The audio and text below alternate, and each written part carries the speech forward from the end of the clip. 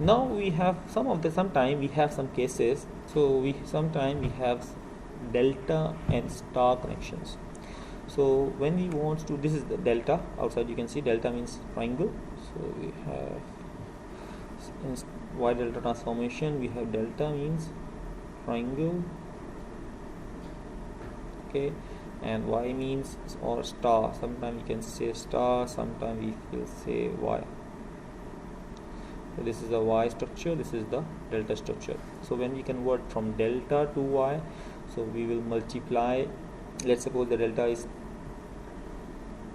R C, R A, R B, R C.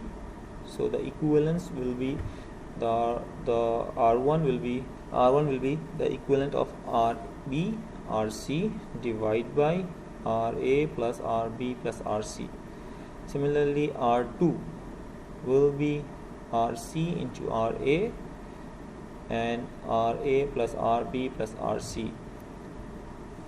And for R3, RA into RB divided by RA plus RB and plus RC, all the three resistance. On the opposite way, when we have star delta, we multiply each of the elements like R1, R2 plus R2, R3 plus R3, R1. Then we divide by R1 will be equal to RA, R2 divided by RB, R3 becomes RC. So when we say RC in delta, when we divide by R3, so it becomes opposite. The opposite will come here. So for calculating RC, we will say that opposite of RC is divided by R3. So we divide by R3. If you want to calculate RA, the RA opposite is R1. So we divide by R1. So for RB, if we say we want to find RB in star delta transformation, so we divide by R2. Similarly, to remember this one, how we know R1, how we know R2, how we know R3, so we can say that R1 will be lie between RC and RB. You can say that this node. So it becomes RC and RB. So this is R1. Similarly, we have when we have R2, we have a connection between RC and RA. For R3, we have a connection between RB and RA. So we have a transformation. We can say that this is a transformation we use. We transform this to this one. So let's see R1.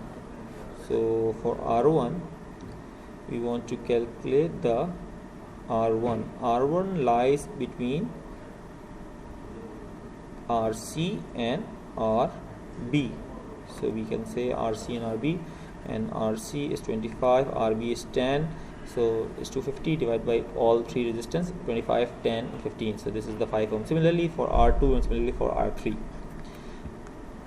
So let's see what is why we have to do these things. What is the impact of these things for Wye-Delta transformation? Is there any need to do this, or why we have to do this? Because we have a series and parallel connections, we cannot do that.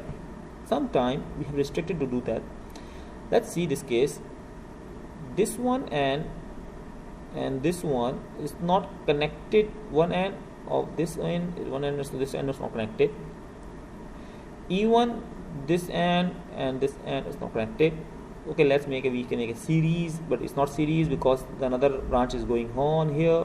So it cannot be series because there are three branches, three T triangles going on. So we cannot say this is a series connection. So this way, when we have this type of when we have a connection, so we cannot do the series parallel connections. So we have to transform these things. So there are many things we can find. We can see this is a Y connection, this is a delta transformation because this is connected one end, this is connected one. The two delta transformation are there, one Y is there. So we connect, or we convert to the Y of 5 ohms, 10 ohms and 20 ohms. So this one 5 ohms, 10 ohms and 20 ohms. we convert the Y network comprising of this network 20 ohm. So we have R1 is 10 ohm, R2 is 20 ohm, R3 is 5 ohm. So when we have Y to delta or star to delta, this is the formula. So we divide the resistance. So we will RA and RB and RC. So we can see that when we multiply 10 into 5, 5 into 20, 20 into 10. So this is the conversions. When we divide by 10 ohms, so that the resistance will come at this point, because opposite of 10 ohm resistance will come here. Opposite of 20 ohms the resistance will come here. For opposite of 5 ohms the resistance will come here. So we have this triangle. So when we divide by 5 ohms we have 70 ohms. When we divide by 20 ohms, so we have 17.5 this side, and when we have divided by 10 ohms it becomes 35 ohms. So we have this triangle. Now after this transformation we can say that these two points are in parallel connection, right? So when we have a parallel connections, so we make a parallel connections.